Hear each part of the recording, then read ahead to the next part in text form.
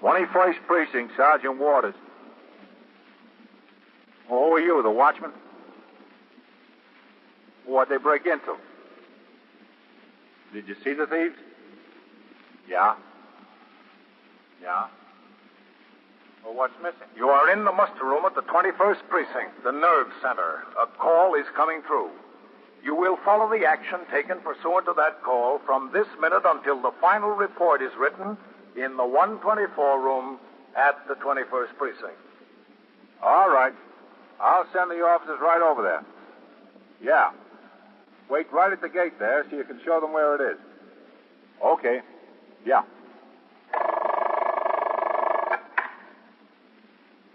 21st Precinct, transcribed. It's just lines on a map of the city of New York.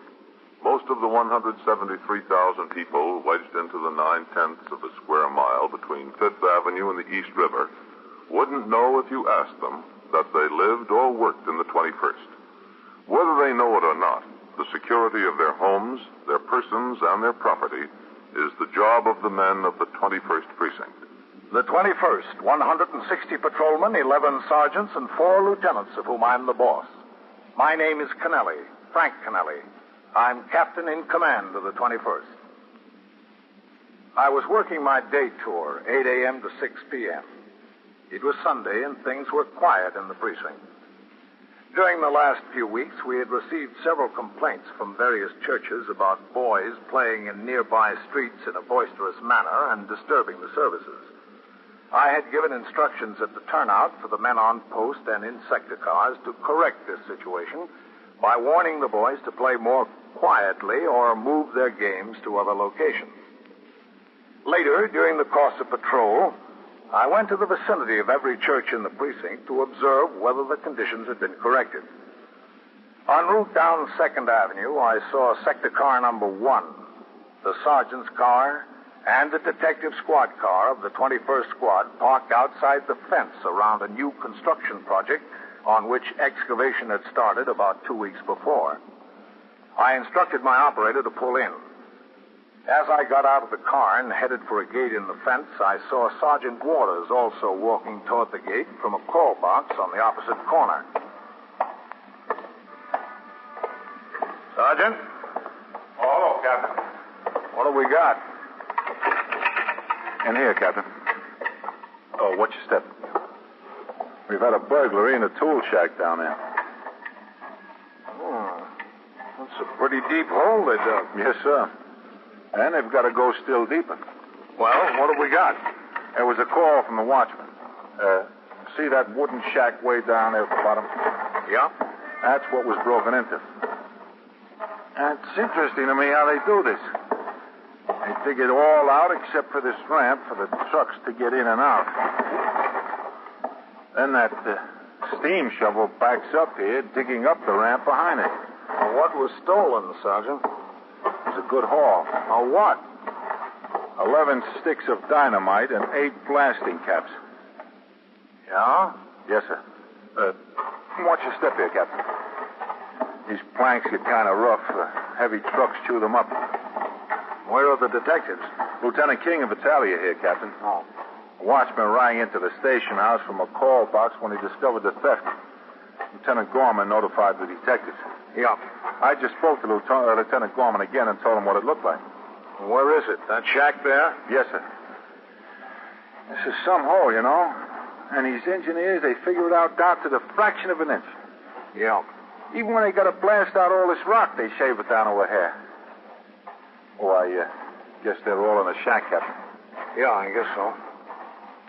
You see, they hacked the lock right off the door. Everything was locked up.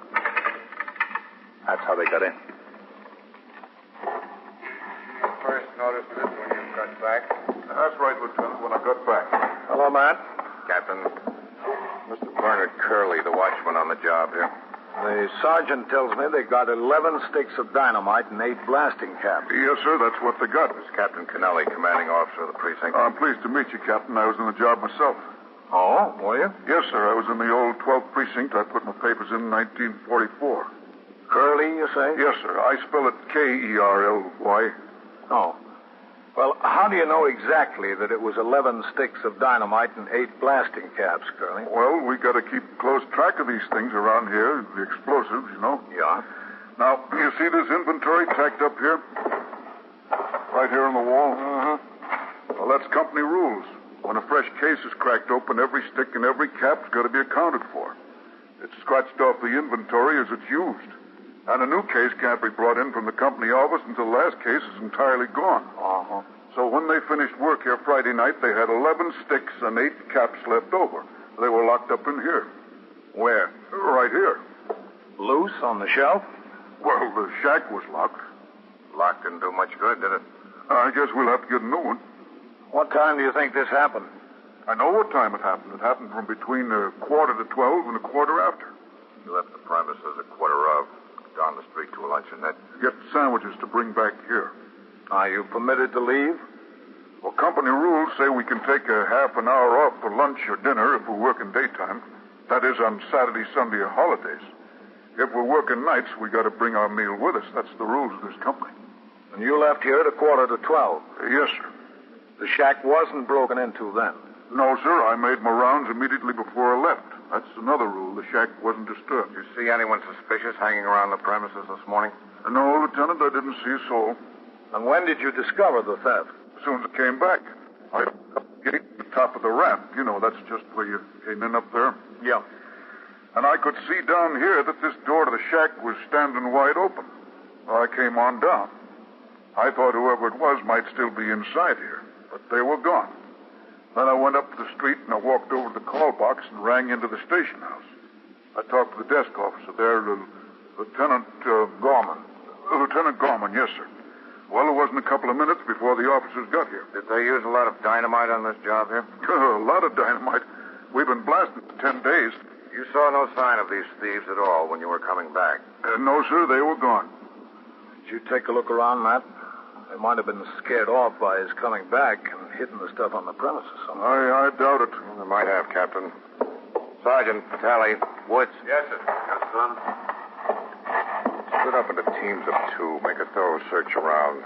Go over to the power shovel, to all the equipment behind that lumber, every place. Yes, sir. Look and see if they dropped any of the stuff or left any physical evidence of their presence. Mr. Curley. Yeah? You go with the sergeant. Okay. I ought to notify my boss, don't you think? You can do that as soon as you get through. Come on, Mr. Curley. Yo, Matt. Come in over there. Matt, Come on over here. Yes, Captain? it didn't take much to get this lock off, did it? No, sir. Not much. One good pull on whatever they used for a jimmy, and the screws came right out of the wood. Yeah. The shack is probably 30 years old. They move it around from job to job. Come on inside a second, Matt. Yes, sir. That can cause a lot of trouble. 11 sticks of dynamite and 8 blasting caps. You're telling me. But the boys that got it knew what they were after, I'm sure. They know how to handle it. Safe burglars? Yes, sir. That's what it looks like to me. They'll take it and boil it down to nitroglycerin and use it to shoot a safe someplace. It's been a long time since I've heard of anyone using nitro to shoot a safe. Yeah, I know. That ought to make it easier to spot them. As soon as we get back to the station house, I'll ring down to the safe and loft squad and tell them what we've got. Burglars today rip a safe or cut it open, don't they? Well, generally, yes, sir. But the safe and loft squad might know of some old-timer that's been released lately. You ought to be able to come up with something on this. Matt, if they were safe burglars, why didn't they take this stuff? Here's a tank full of acetylene, oxygen, cutting torch. Well, this is all made to order for safe burglars. Why didn't they take it? Captain, if a guy likes a rare steak, you just can't talk him into pork chops well done. The theft of the dynamite and plastic caps from this construction job did, as Lieutenant King suggested, look like the work of safe burglars, although the use of nitroglycerin to blow up a safe is now infrequent. A thorough search of the entire site of the excavation by patrolmen and detectives revealed nothing. Meanwhile, I got a call from the 19th Precinct informing me that a patrolman had been slightly injured while disarming a youthful offender carrying a switchblade knife. The patrolman had been taken to Bellevue Hospital, and as senior officer on duty in the 6th Division, I was required to conduct an investigation of the occurrence. I went to Bellevue and got the details of the case from the officer who suffered a long gash on his right hand. I entered the results of my investigation in the blotter at the 19th Precinct and then returned to the 21st, where Sergeant Leo F. Rosen was on telephone switchboard duty and Lieutenant Patrick Gorman was desk officer. I walked around behind the desk and signed the blotter. Hello, Captain. Sergeant. 21st Precinct, Sergeant Rosen. Hello, Red. Captain? What's doing? Nice, quiet Sunday afternoon. That's good. How's that cop that was hurt? Oh, not too bad. He's got a nasty cut on his right hand, straight across the palm. Where he grabbed the open blade? Yep. Doctor had to take 7 stitches in it. It could be kind of rough, an injury to the hand like that. Yeah. Oh, there's about 9 million nerves and tendons and bones and blood vessels come together in the hand. It'd be some job getting them all straightened out. Well, he was able to move all his fingers okay. The doctor said that was a good sign. Yeah, that is a good sign. You know, a doctor told me once that the hand is just about as complicated as any part of the body. You wouldn't figure that, would you, Captain? Well, I can see where it would be. Well, I'll be in my office. Yes, sir. Oh, anything turn up on the theft of that dynamite? No, sir, nothing yet. But there's Matt King. Maybe he's got a line by now. Yeah, he may have.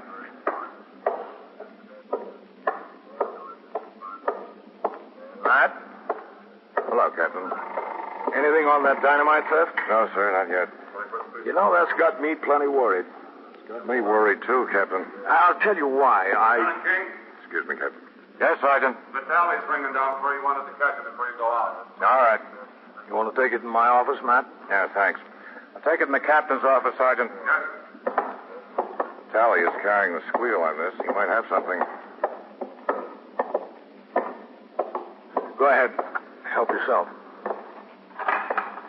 21st Squad, Lieutenant King. Yeah, Pete. Yeah, what'd they say? Oh. Well, who was it you talked to? Who? Well, you ought to know. Yeah, all right, just keep at it. Tally spoke to one of the men down at the Safe and Loft Squad. Yeah? Tally says they know of no one around who's using nitro to blow a safe. Haven't had a case like that in a couple of years. Have there been any penitentiary releases? None they know of. We're checking into it. Well, makes it kind of rough going, Captain. You know what I think, Matt? What? I don't think it was safe burglars at all that broke into that shack. I think it was a bunch of kids. I don't know, Captain. It was timed out just right. They knew when the watchman left. They knew when he got back. They got in, got the stuff, and got out. All in a half an hour. Well, that may be so, Matt, but... Oh, excuse me. 21st Precinct, Captain Kennelly. Lieutenant Gorman, Captain. Yes, Red. A call just came over the air, Captain. Explosion on a vacant lot over near York Avenue. What kind of explosion? The call didn't say, Captain, but there must be at least one person injured. It came over ambulance responding. All right. Get a car to take me over there right away. Yes, sir. Well, Matt, I think we found the dynamite. Yeah? But I think we found it a little late.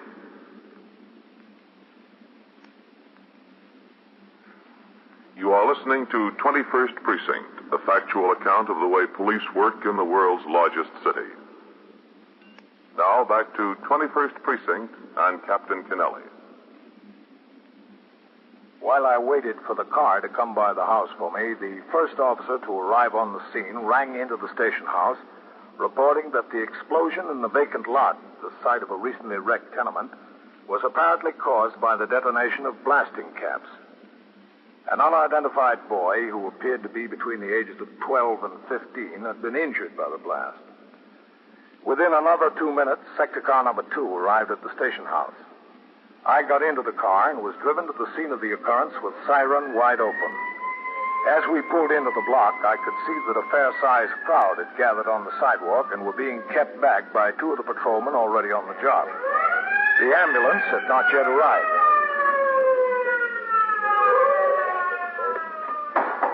All right, get on the job.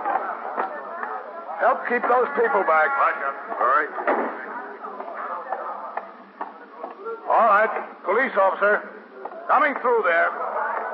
Coming through.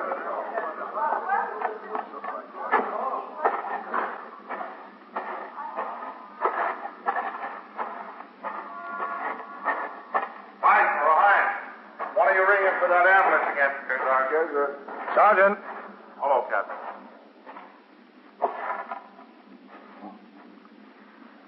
Well, I guess we know who got the dynamite.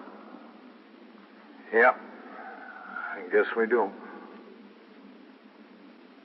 He looks pretty bad, doesn't he? Yes, sir. Has he been conscious at all? No, sir. Awful bad. You know who the boy is? There's no identification in his pockets, Captain. Who, want to take a look over here? Yeah. Apparently, he was playing around with the blasting caps. Those 2 sticks of dynamite were right here where they're laying. It's lucky he didn't have them close enough to be set off when the caps went. Be that for sure. How many caps went, do you know? There's no telling, sir. Oh, here's the ambulance. Yeah. A man who lives on the 2nd floor of that building there, he was down here. He said he was looking out the window before and saw 3 boys sitting out here in the middle of the lot. 3? Yes, sir, 3. Said they had something. He didn't know what it was. Then a little while later, 2 of them were gone, he said. There was just this one left. Man went back into his flat to do something. A few minutes later, he heard this explosion out on the lot. Did he recognize any of the boys? No, sir. He didn't think they were from this block. All right, you men. Give them a hand. Help them bring that stretcher back here. Did anybody around say they knew the boys, Sergeant? Nobody we've talked to yet. All right. You better get those explosives into the station house. Yes, sir. I told Farrell to stay right with them. Good. All right. Bring it right over here, please.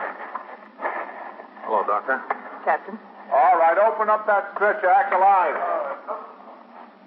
What happened to him? He was playing with some blasting caps. Was he? Sergeant, can you give me a hand here a minute? Sure. I'd like to put him on his right side for just a second. All right. Wait a minute. I'll tell you when. Okay. Easy now. All right. With me. Yeah. Now. Easy. You hold him there? Sure. That's good. That's fine. Hold him. Just hold him. I'm holding him, Doctor. All right. Let him rest back now. Okay. Easy. That's it. That boy's seriously hurt, Captain. Will he be all right, do you know? We'll find out when we get him admitted to the hospital. What did you say he was playing with? Blasting caps? Yes. They never learn, do they? I hope this one does.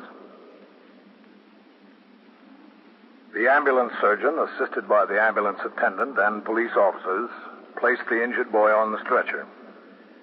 Meanwhile, detectives of the 21st Squad arrived on the scene to begin their investigation. After I left the scene of the occurrence, I continued on patrol until a few minutes after 2 p.m., when I instructed the operator of my car to drive to the emergency entrance to Beth David Hospital. I got out of the car, walked through the emergency room, past the admitting office, and down the corridor to the place I was told I could find Dr. Margaret Westphal.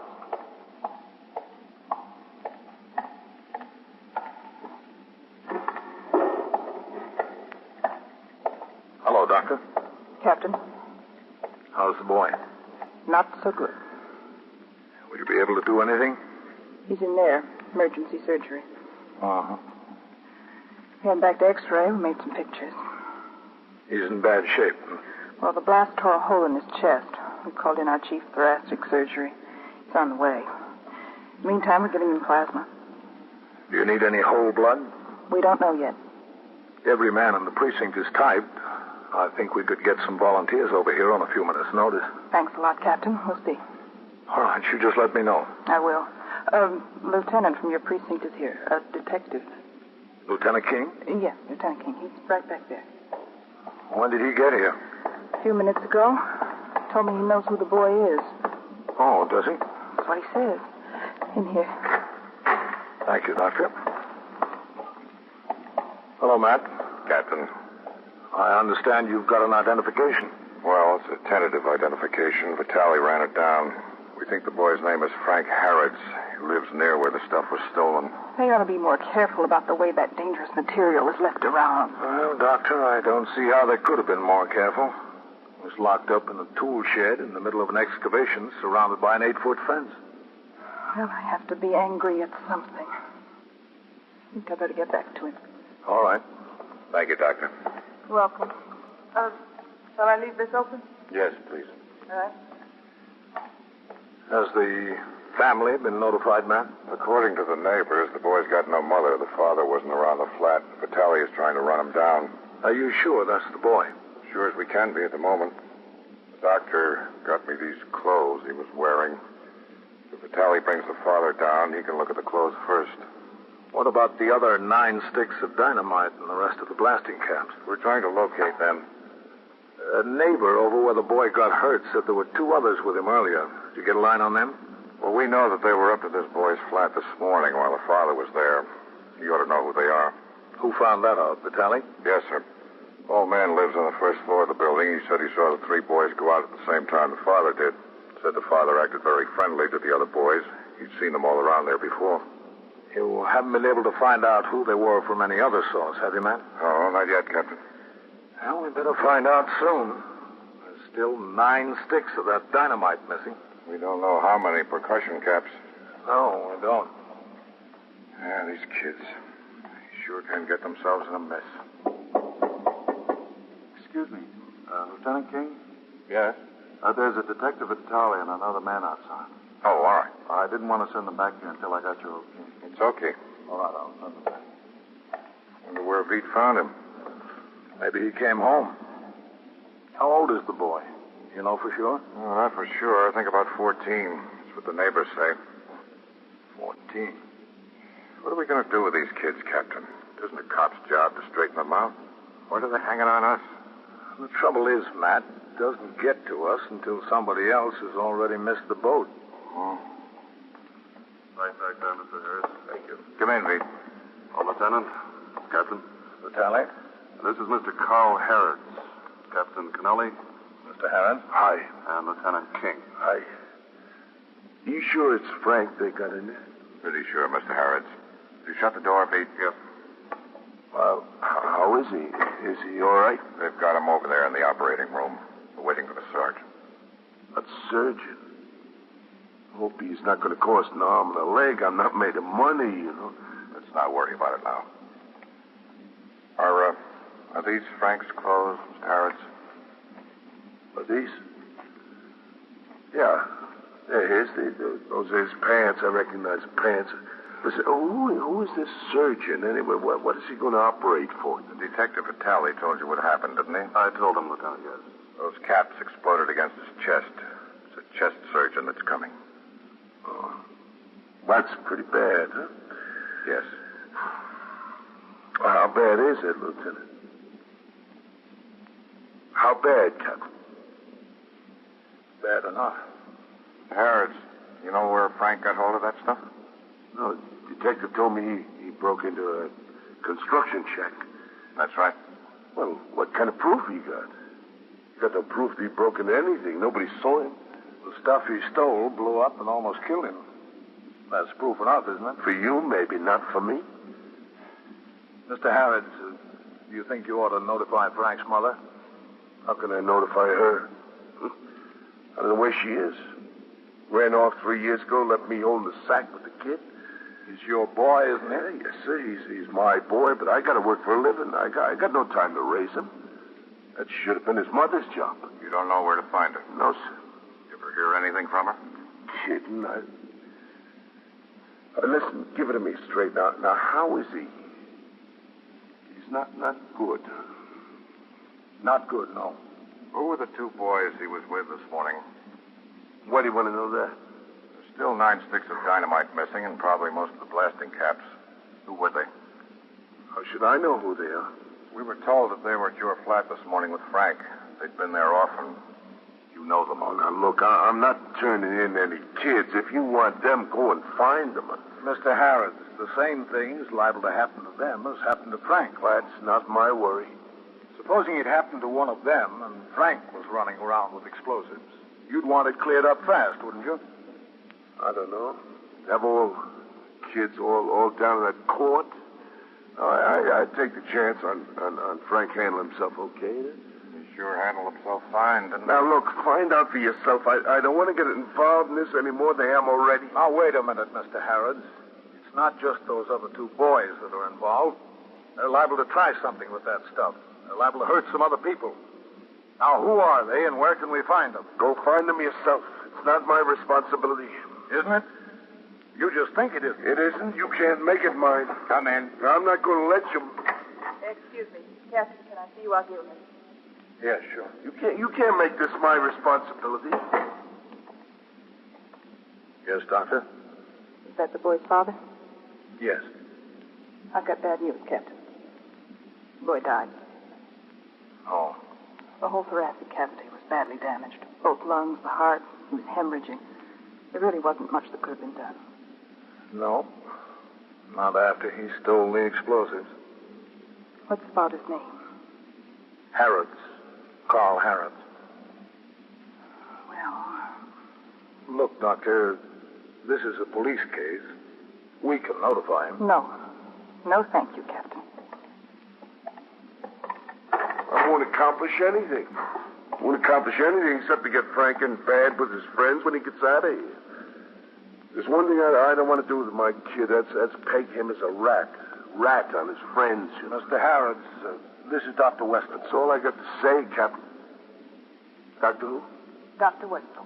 Oh, very pleased to meet you. Are you the one who's been taking care of Frank? Yes. Well, listen, what is all this about a surgeon being called in?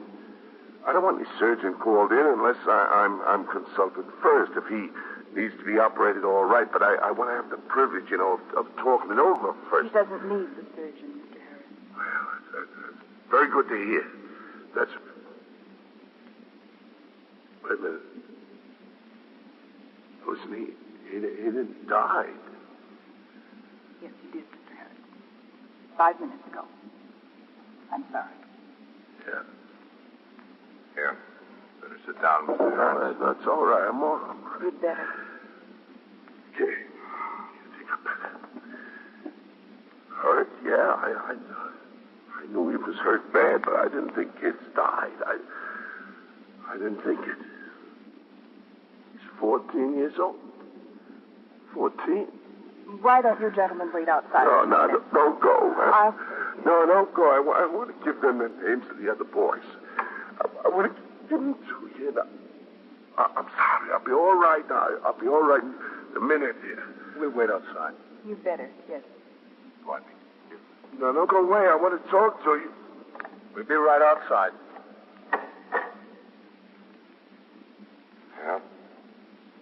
I was wrong about him. I thought he was pretty hard. He was, man. I just wish it hadn't taken so much to soften him up. 21st Precinct, Sergeant Waters. Shooting where? Talking to the phone, will you? Where's the shooting? Lexington and what? And so it goes. Around the clock, through the week, every day, every year. A police precinct in the city of New York is a flesh and blood merry-go-round.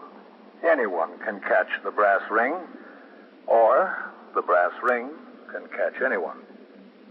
21st Precinct transcribed, the factual account of the way the police work in the world's largest city, is presented with the official cooperation of the Patrolmen's Benevolent Association, an organization of more than 20,000 members of the Police Department of the City of New York. Everett Sloan in the role of Captain Kennelly, Ken Lynch as Lieutenant King, Harold Stone as Sergeant Waters. Featured in tonight's cast were Elaine Rost, Bill Smith, Lynn Cook, Sandus Ortega, and Bill Zucker. Written and directed by Stanley Niss. Produced for CBS Radio by John Ives. George Bryan speaking.